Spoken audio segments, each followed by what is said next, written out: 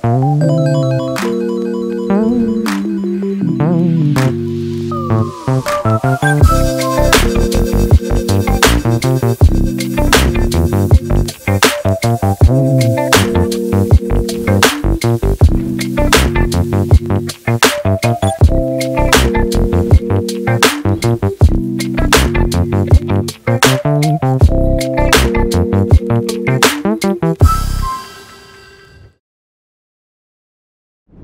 lagi kawan baik. Kali ini kita sudah berada di kawasan Bekasi Timur. Kita akan bertemu dengan salah satu kawan baik saya yang dijuluki, seperti saya bilang tadi, adalah King of Perkutut, yaitu Mas Andri Joyce. Kawan baik saya ini punya ratusan perkutut. Walaupun demikian, kita akan lebih panjang lebar lagi belajar dari Mas Andri tentang ilmu dasar dunia perkututan atau dunia perkutut bagi pemula. Jadi pandemik ini kan meningkatkan dunia baru bagi banyak orang. Ada yang suka tanaman, ada yang suka burung-burungan, ada juga yang suka ikan-ikanan. Tetapi semua aktivitas itu memang bermuara agar orang-orang itu betah di rumah. Nah, sekarang kita sudah sampai. Ini rumahnya. Rumahnya Anda lihat, banyak perkututnya dan sudah menjadi ladang other income atau pendapatan yang lain bagi Mas Andri dan sekeluarga. Mari kita ikuti lebih lanjut ya. Assalamualaikum Mas Andri. Waalaikumsalam. Waduh, Pak Iswan, apa kabarnya Pak? Mas Andri, salam kawan baik. Salam kawan baik juga. Selamat datang Pak Iswan. Terima kasih Mas Andri. Kita duduk di sini aja ya. Iya, silakan Pak Iswan. Aduh, ini rumah kecil sekaligus rumah perkutut saya nih.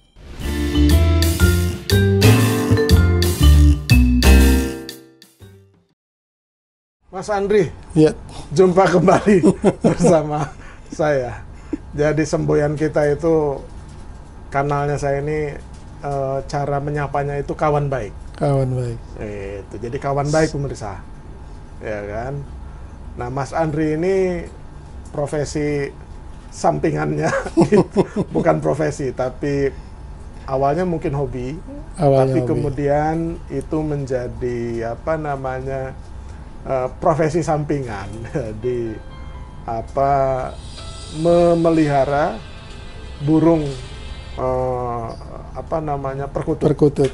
Jadi beliau ini spesialis burung perkutut ya. Betul. Burung yang lain nggak ya? Enggak. Yang lain buat disimpan aja. Dari tahun berapa Mas Andri? Saya main perkutut dari 98 Pak. 98. 98. Waduh. Seumuran kameramen saya tuh. Waduh. Iqbal. Masih muda-muda ya. Masih muda dan berkarya. Nah, awal mula sejarahnya suka perkutut itu apa? Nggak sengaja Pak. Ya, nggak sengaja. Nggak sengaja, dan awalnya bukan dari perkutut. Nah, awalnya dari? Jadi awalnya saya nggak hobi apapun, karena masih waktu itu kan passionnya masih baru kerja. Iya. Jadi waktu itu saya masih baru kerja di Garuda Food. Lalu nggak sengaja waktu saya dinas ke Pati, istri saya ngabarin, ini ada burung masuk ke rumah, burung puter. Oh.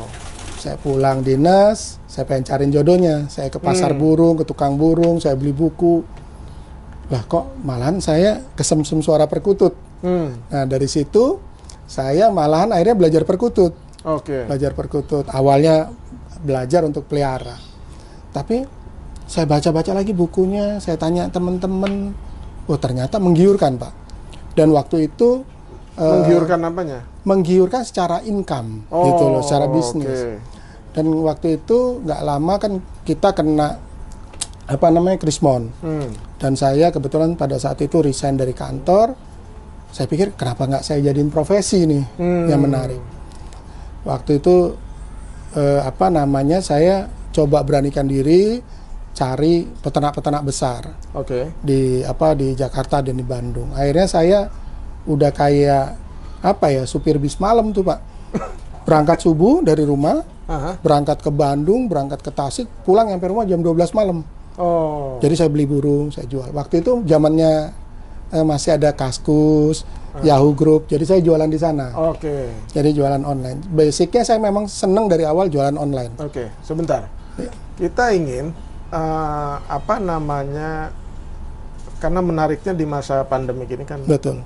Orang banyak punya hobi baru. Betul. Hobi baru itu diantaranya itu kan memelihara tanaman, burung, dan ikan-ikanan. Betul. Ya kan. Nah, kita awam soal dunia perkututan, ya kan. Nah, jadi Mas Andi harus pelan-pelan menjelaskan kepada kita nih, kepada kawan baik semua dimanapun berada, ya kan. Yang pertama harus dipahami ketika ingin memelihara perkutut itu apa sih? Yang pertama maunya kemana nih passionnya? Ada yang dia passionnya seneng perkutut lokal. Perkutut lokal? Lokal, jadi tangkapan dari alam. Nah, kalau perkutut lokal nih banyak nih range-nya, penggemarnya. Ada yang penggemarnya karena memang dia senang keunikan suara, warna, katuranggan. Terus ada yang memang dia senang... Katuranggan itu apa? Katuranggan istilahnya ciri, Pak. Ciri-ciri fisik di tubuh, mulai dari misalnya ada warna putih, terus sisiknya ada berapa, bulu ekor berapa. Nah, ada juga yang memang dia senang quote and quote agak lebih ke kliniknya. Kliniknya tadi Pak, katuranggan. Karena dia percaya, saya piara perkutut misalnya Songgoratu. Saya bisa berhasil nih di karir, dalam pekerjaan, dalam usaha dan sebagainya. Jadi ada yang ke sana. Lalu yang kedua adalah yang hobi perkutut Bangkok. Nah, perkutut Bangkok ini sama, ada yang hobinya sekedar melihara, ya, untuk anggunan di rumah istilahnya, atau dia yang memang senang lomba saja. Sebentar, disebut Bangkok itu karena memang asalnya dari Bangkok? Sebenarnya bukan. Atau moyangnya badannya tegak? Enggak. Sebenarnya moyangnya perkutut Indonesia, perkutut Jawa. Ya, cuman waktu zaman Hindia Belanda, zaman Jepang, banyak orang-orang Indonesia yang dijadikan romusa kan ke Thailand. Dijadiin romusa, dijadiin pekerja paksa dan sebagainya. Dan membawa burung. Bawa burung. Lalu di tahun-tahun 40 sampai 60-an itu banyak istilahnya para breeder dari Bangkok belanja Pak burung. Zaman dulu masih banyak Pak perkutut lokal yang istimewa, yang bagus. Mereka beli dari bupati, mereka beli dari wali kota, dari kepala desa. Di sana mereka murnikan galurnya. Ya, mereka melakukan breeding dengan hukum Mendel sehingga akhirnya jadilah istilahnya perkutut Bangkok yang sebenarnya moyangnya adalah perkutut Indonesia juga. Gitu. Ya. Nah, di perkutut Bangkok ada yang senang cuman anggunan saja, sekedar pelihara. Anggunan istilahnya buat di rumah. Kawan baik, disebutnya anggunan. Kalau cuma punya 1-2 untuk dilihatin, didengar suaranya, itu namanya perkutut anggunan. Atau rumahan. Rumahan. Nah, terus berikutnya ada yang senang dia hanya senang untuk lomba. Jadi dia cari prestis, Pak. Jadi dia beli, ada juara di mana, di Uber dibeli. Belum tentu diternak. Cuma ditaruh di rumah. Nah, ada lagi yang dia sudah melihat potensinya, Pak. Saya sudah lomba, sudah juara, ngapain kalau nggak menghasilkan uang? Nah, salah satu yang saya gitu loh, Pak. Jadi saya senang lomba, saya ternak. Karena saya nggak mau istri saya cemberut. Karena harga perkutut juga nggak murah gitu loh. Iya.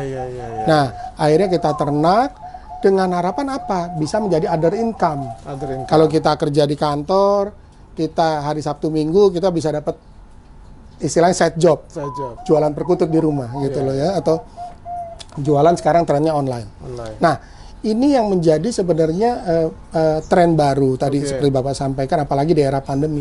Orang sambil WFH di rumah, dia pengen ada kisengan, ada yang piara ikan cupang, ada yang piara ikan koi, ada yang piara ocehan dan sebagainya. Setelah menentukan tujuan memelihara perkutut itu apa? Betul. Itu langkah berikutnya apa? Nah, setelah menentukan tujuan, oh saya mau misalnya mau lomba atau mau anggunan atau mau ternak, kita siapin dulu nih peluru kita.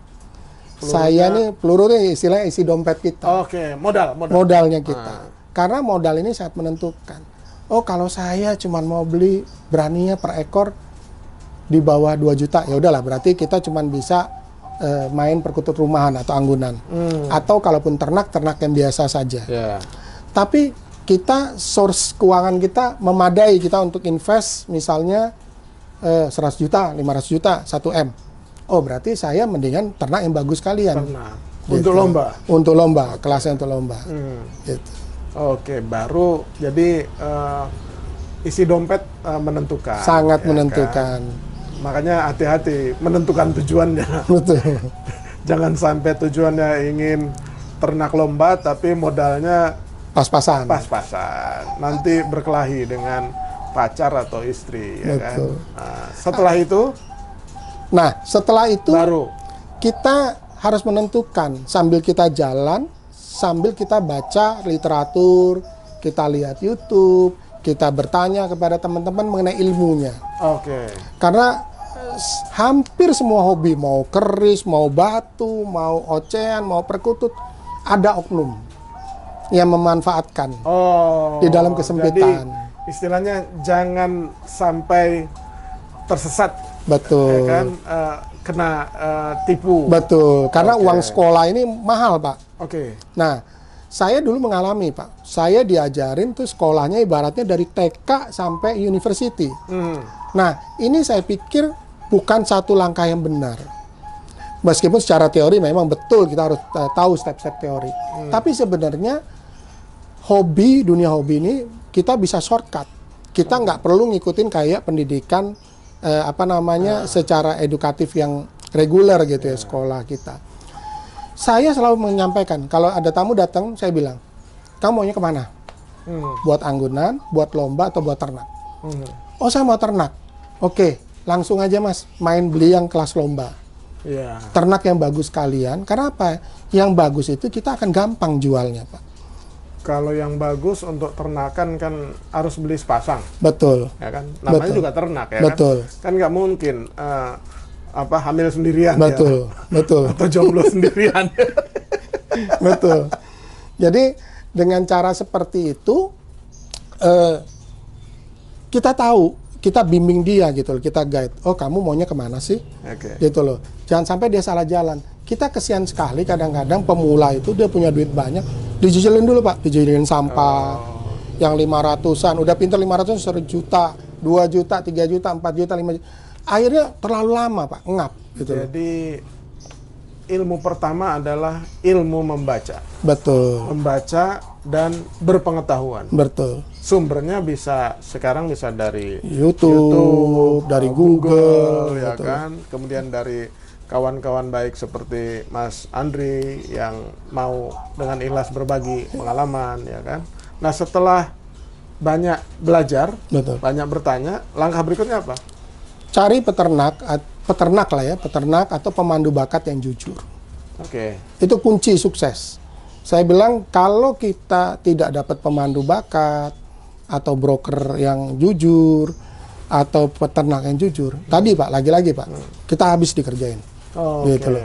Jadi semua bidang hobi, balik lagi, baik tadi keris, batu, ya, ocehan, kalau kita salah guru Pak, habis deh gitu ceritanya. Nah, setelah kita sudah dapet ngerti pembimbing lah, ilmunya, mentornya. Betul. Terus yang ketiga? Ya kita harus beli. Kenapa harus beli? Karena proses belajar itu dengan kita mengamati. Dan saran saya beli itu dari piik. Kenapa saya bilang? Contoh saya paling senang beli piik Pak. Beli apa? Beli burung piik. Piik. Oh, piik itu masih anakan atau balita. Maksudnya. Ternyata piik. Kecil maksudnya. Betul. Anakan. Yang usianya? Usianya mulai dari 2 bulan. Itu sudah bunyi. Udah bunyi itu? Sudah bunyi 2 bulan.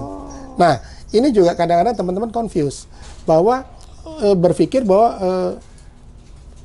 perkutut disamain dengan ocehan. Berbeda. Perkutut tidak bisa dimaster. tidak bisa dirubah dengan cara apapun, dengan pengobatan apapun, dengan jamu apapun, pakan apapun nggak bisa. Maksudnya suaranya berubah? Tidak bisa. Tidak bisa. Kalau ocehan bisa dimaster, perkutut nggak bisa dimaster. Oke. Nah, Ya. kita akan belajar dari PIK itu mengamati, oh karakter suara seperti ini akan berubah seperti apa nanti dewasa. Oh, oke.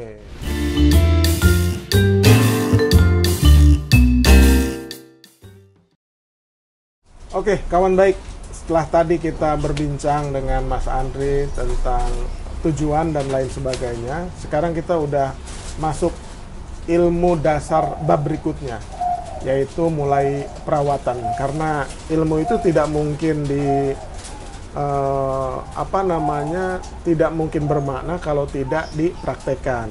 Nah, tadi kita sudah membahas ilmu dasar pengantar, sekarang ilmu dasar yang kira-kira intermediate-nya, mulai praktek. Jadi mulai pertama yang harus dilakukan adalah pasti memilih bibit atau memilih, disarankan untuk memilih dari kecil. Dari kecil. Kira-kira usia 2 bulanan. 2 bulanan. Disebut perkutut piyi, Piyi, kan? betul. Perkutut piyi, kawan baik. Ya, terus setelah itu? Nah, kita belajar mengamati perkembangan. Oh, burung seperti ini akan jadi seperti apa dewasanya. Oke. Oh, burung seperti ini mesti kita hindari beli. Karena kita pengalaman kita beli misalnya yang piyiknya depannya udah mewah, nyelep, itu ternyata umur-umur 6 bulan, 7 bulan banyak yang rusak. Nah, Mewah itu parameternya apa? Suaranya bagus? Bagus. Apa? Oh, bagus. Jadi pakem perkutut itu ada 5 ya. Satu yang paling penting itu adalah dasar suara. Dasar suara itu adalah istilahnya suaranya ini bersih nggak ya, gitu loh. Oke. Terus cowok nggak, terdengar jelas nggak, itu dasar suara. Lalu yang kedua adalah irama. Oke. Irama ini enak nggak di telinga. Oke. Nah, perkutut ini berbeda dengan ocehan. Kalau ocehan kan berisik gitu loh, kita dengernya juga terpacu. Makanya kenapa banyak anak muda emosinya ke bawah. Nah, kalau perkutut ini enggak. Perkutut ini iramanya enak, Pak, mendai-dai. Mana kita bisa tidur dengerin dia, saking nikmatnya. Lalu yang ketiga adalah suara depan. Depan ini ngembat, harus ngayun, ya, harus klau gitu. Makin depannya ngembat, maka Kayak narik gitu. Betul, kayak narik. Nah, iramanya makin enak. Oke. Nah, keempat adalah suara tengahnya. Oke. Suara tengahnya ini jalannya harus lelah, nggak boleh lari. Jadi misalnya klau kuk kuk kuk kuk kuk kuk kuk, atau dia ada goyang-goyang klau kete kete kete. Nah, ini suara tengahnya macam-macam. Nah, tengah ini macam-macam tipe bunyinya. Oke. Lalu yang terakhir adalah ujung. Ujung. Ujung ini adalah tendangan mautnya, Pak. Oke. Jadi burung udah indah latarnya atau iramanya, air suaranya, tengahnya, depannya, tapi kalau nggak ada tendangan pukulan mautnya, ini nggak ada resepnya, Pak. Kalau orang Betawi bilang. Jadi misalnya klau kete kete kete, nggak keluar ujungnya. Aduh, apa Pak istilahnya nanggung. Ya. Nah, nggak ke puncak. Betul, nggak puncaknya gitu loh, nggak ada klimaksnya. Nah, tapi kalau klau kete kete kete ku, wah itu melayang-layang kita dengarnya, Pak. Kan? Oh, itu yang dengar bisa langsung aduh gitu loh, Pak. Sampai kayak gitu ekspresi. Kalau teman-teman ngelihat di lapangan pas lomba, kalau pas burungnya itu nengkung, itu bisa nengkung itu istilah buang ujungnya bagus. Itu bisa aduh, apalagi kalau teman-teman kita dari Madura, Pak. Aduh, Pak. Udah bisa kayak gitu. Kawan baik yang ada di sini ini, iya, pada beli perkutut ke Mas Andri nih. Dan harus datang ke lapangan, mesti nonton lomba, Pak. Jadi biar tahu passionnya kayak apa, meriahnya seperti apa. Dan di sana kita dapat sesuatu gitu loh, kita belajar banyak gitu loh.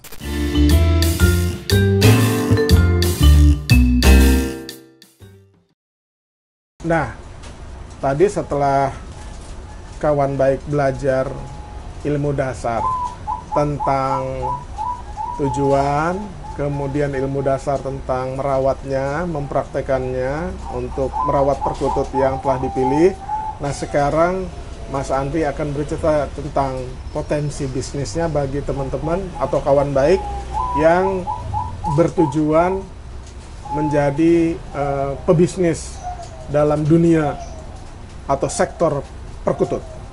Gimana potensi bisnisnya, Mas Adi? Ya, jadi sebenarnya gini, perkutut nih kalau diseriusin bisa jadi salah satu other income. Bahkan banyak case teman-teman peternak senior ya, peternak-peternak besar ya, itu dijadiin main bisnisnya mereka. Ya, kayak di Surabaya tuh banyak kali, di Jakarta juga banyak sekali. Mereka udah nggak kerja sama sekali, udah benar-benar pure dari perkutut. Nah, income yang bisa dihasilkan peternak-peternak kecil mulai dari mungkin sebulan 5 jutaan itu dapat. Ya, yang level-level medium itu mungkin sekitar 50 sampai 100 juta bisa dapat sebulan. Bahkan peternak-peternak besar ya kayak di Surabaya, kayak di Jakarta, mungkin sebulan sudah bisa 500 juta sampai 1 M. Itu cuman kerjanya makan minum, ngerokok, ngopi sambil dengerin burungnya. Ada yang bagus, dia tinggal telepon orang, bos ada burung bagus nih. Jadi perkutut tuh jualannya gampang banget. Bisa jualan dengan cara online atau dengan network. Dan biasanya kita nggak perlu nawarin, orang udah nguber kita Pak. Kita punya nama, kita udah dikenal. Oh dia udah tahu Andri Bird Farm Bekasi. Dia kan telepon, Pak ada burung lomba nggak Pak? Saya butuh dong. Nah contoh kayak saya kebetulan lahan saya kecil dan jumlah kandang saya nggak banyak, cuma 22 kandang. Saya kadang-kadang keteteran Pak setiap bulan. Setiap bulan tuh saya harus beli dari beberapa teman peternak lain bisa 10 sampai 20 ekor untuk jual lagi. Untuk jual lagi. Untuk jual lagi. Karena perkutut ini kan dia baru 1,5 bulan sekali produksinya keluar 2 anak. Nah, terus butuh waktu 1,5 bulan. Oh, 1,5 bulan. 1,5 bulan. Mereka ngeremin 14 hari. Sejak dinyatakan hamil sampai lahir. Sampai sudah siap disapi 1,5 bulan. Oh. Jadi dia ngerem sekitar 14 hari. Oh, diramin 14 hari. 14 hari. Jadi begitu lahir diramin 14 hari dibesarin sebulan, betul. Oh, dibesarin sebulan. Sebulan. Oh. Jadi sekitar sebulan sudah bisa disapi. Oh, sejak lahir. Sejak lahir. Tapi hamilnya sendiri berapa dia? Dia masa misalnya tadi nih kayak ini dia udah kawin-kawin. Biasa 2 sampai 3 hari udah nelur. Jadi dari kawin itu 2 sampai 3 hari. Cepat. Bahkan ada yang sehari dia udah nelur. Dalam 1 bulan bisa nggak dia beranak? Atau dalam 1 tahun dia berapa kali beranak? Nah, perkutut ini sangat produktif. Yang penting jamunya, minumnya, pakannya mengandung protein hewani yang bagus, multivitamin yang bagus. Dia dalam sebulan bisa nelur 3 kali, Pak. Sebulan. Nah, kalau peternak-peternak besar biasa telurnya dipindahin, Pak, ke burung lain. Walaupun dia masih pada masa mengerami. Iya. Jadi dia nelur, sudah keluar 2 langsung pindahin nih ke burung lain, burung babuan. Nah, nanti setelah misalnya dia netes telurnya. Netes biasanya dibiarin sampai 5 hari. Setelah 5 hari dipindahin ke puter. Oh. Jadi cepat sekali, Pak. Jadi ada burung namanya baby sister kita tuh namanya puter. Oke, puter. Nah, ya? Puter. Nah, puter ini dia sangat-sangat baik untuk mengasuh anakan perkutut. Mengasuhnya tuh mengeraminya? Dia ngerami dan beri makan. Oh, jadi ibu puter. Sambungnya tuh puter? Ibu sambungnya puter. Puter kan nggak ada suaranya ya? Ada, Pak. Ada dan juga? Sekarang puter ini salah satu yang juga lagi digandrungi namanya puter pelung. Oh. Balik lagi ke potensi bisnisnya, kan orang bisnis tuh kawan baik kan pasti tanya perlu modal. Betul. Ya kan? Nah, modalnya itu kan beli setidaknya 2. Betul. Beli indukan yang sepasang dan pakan. Betul. Tapi kita bicara yang indukan lah. Indukan sepasang itu termurah berapa, termahal berapa? Indukan sepasang itu termurah mungkin 500.000, Pak. Oh, ada ya? Murah sekali. Itu cuman anaknya nggak karu-karuan bunyinya. Ya. Jadi kita bilangnya kelas afkiran. Afkiran. Jadi burung-burung afkiran itu yang harganya sepasang itu sekitar 500.000? 1 jutaan ke bawah lah. Oh, okay. Itu sepasang. Itu kita sebutnya afkiran. Lalu kelas anggunan atau rumahan itu mulai kelas range-nya 1 juta sampai 5 juta sepasang. Udah sepasang itu? Sepasang. Oke. Itu kelas anggunan. 1 sampai 5 juta? Betul. Anggunan. Lalu yang kelas anakannya bisa untuk lomba gitu ya, itu kisarannya 8 juta ke atas sepasang. Oke. Gitu. Berarti kan investasinya tuh Betul. di indukan. Betul. Yang kedua modal kerjanya tuh di pakan. Betul. Ya kan, pakan itu contoh yang paling utama itu millet. Betul. Millet itu kan sekilo berapa sekarang? Sekilo sekarang millet itu sudah sekitar 26.000. Memang 26.000. lagi mahal nih Pak, karena memang pasokan milletnya lagi langka memang dari luar negeri. Kalau kita punya hanya satu pasang, Betul. 1 kilo millet itu kuat untuk berapa lama? Waduh, itu 1 kilo sepasang mungkin bisa untuk 3-4 bulan ya. Oke, selain millet yang pokok, makanan itu apa? Gabah? Ada gabah, ada beras merah, Oke. ada ketan hitam, ada godem, ada millet hitam gitu. Itu semua itu harus diberikan? Sebaiknya Atau ada diberikan, masa-masanya? dioplos. Oh, dioplos, Dioplos, dicampur. dicampur, betul. Oke. Apa tadi selain millet tuh? Ada gabah. Gabah sekilo berapa? 5.000? Gabah sekilo Gabah putih. sekitar 26.000. Yang Oke. bagus ya, yang sudah dicuci Terus ya. gabah, millet, ketan hitam? Jewawut, ketan hitam sekilo itu sekitar ketan hitam bisa 50 ribuan. Oke, ketan hitam, jewawut. Jewawut sekarang lagi mahal sekitar 26.000 sekilo. Oke, udah itu ya. Itu. Di luar itu kan katanya ada Tadi ada protein millet apa hitam, jamu? Millet hitam. millet hitam agak mahal. Berapa Itu itu? sekitar 150.000 per kilo. Oke, protein tadi apa jamu? Jamu macam-macam, ada banyak merek. Range-nya apa? Ya rata-rata berapa? Betul. lah? Kalau kita kebetulan kita bikin produk sendiri jamu, namanya jamu semar, pakan semar. Ah, Nah. itu Mas Andre punya jamu. Ya, Mereknya apa? semar. Semar. Jadi kalau jamu semar itu kita jual 55.000. Terus kita punya probiotik semar jual harga 55.000. Oke. Pakan semarnya kita ada sekitar harganya 70.000 per kilo. Per kilo itu. Per kilo Oh, sudah oke. dioplos, sudah campur. Udah dioplos ya? Betul. Nah, Nah, untuk itu. mensiasatin harga pakan yang mahal, teman-teman bisa siasatin dicampur dengan apa namanya jagung ini Pak, jagung hancur. Oh, jagung crumble. Betul. Oh, itu Jagung juga bagus hancur ya? bagus. Untuk substitusi atau betul, untuk substitusi pakan pengganti. pengganti. Oke. Ditambah juga misalnya dengan beras merah gitu. Oke. Nah, kawan baik tinggal hitung sendiri, ya kan, berapa biaya yang diperlukan. Tetapi dari penjelasan tadi ya tidak mahal-mahal amat lah, ya kan, dan bisa mulai dipraktekkan. Setidaknya kawan baik punya hiburan di rumah untuk mendengarkan bunyi perkutut yang kalau mengalun itu memang seperti buluh perindu, ya kan? Jadi buat hiburan, Betul. biar nggak stressful di masa pandemik, Betul. karena sering di rumah, ya kan? Pohon kan sudah punya, ya kan? Ikan sudah punya, sekarang cobalah perkutut, ya kan? Tinggal hubungi nanti ke saya Japri, kan nanti saya perkenalkan ke Mas Andri ya. Terima kasih kawan baik, semoga bermanfaat dan jangan lupa subscribe Siap. di kanal The Nur Iswan Show, ya kan, like dan share Subscribe. kepada teman-teman, jangan lupa subscribe lagi, ya kan.